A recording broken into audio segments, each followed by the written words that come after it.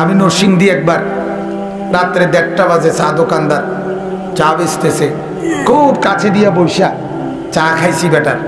কইলাম ভাই যাইয়া থুইয়া কত থায় ডেইলি? হুজুর 2000, 1500, 2500।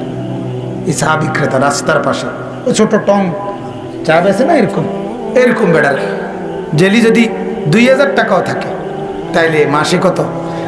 60,000। আজ বাদ দেন না, এখন আরো 10,000, কত? 50,000। আপনার বেতন 50,000 না? কত? 45। ইমাম সাহেব আছেন নি কেউ? এত দেন তো। কত কত আপনার? 44। কত? হ্যাঁ 6,000।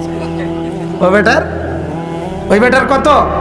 50,000। আমি নিজে বিশ্বাস করেন, আমি একবার কাছে বইয়া জিগাইছি, কাকা কিস্তি কয়টা?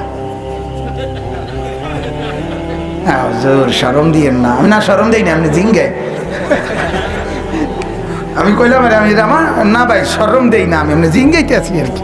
আজারে আছি জনকদ্র বইছি, আমরা এনে চা খাইতাম, রাত হয়ে গেছে মাহফিল থেকে আইতের সময় আর কি। তো হুজুর কিস্তি 3টা চলে। 3টা কিস্তি। আপনার কিস্তি কয়টা দেখেন, জিজ্ঞাসা করেন। হে তো কিস্তি চিনে না, সে তো কিস্তি চিনে না। আমার মসজিদের ইমামরা তো কিস্তি চিনে না, মিয়া লোন চিনেই না। কিন্তু আলহামদুলিল্লাহ মালিকের উপরে রহম করে, দয়ার উপরে ভরসা করে জিন্দিগি আরামসে চালায়। চুরিও করে না, ডাকাতিও করে না, কারো মাল লুণ্ঠন করে না, সুদও খায় না, ঘুষও খায় না।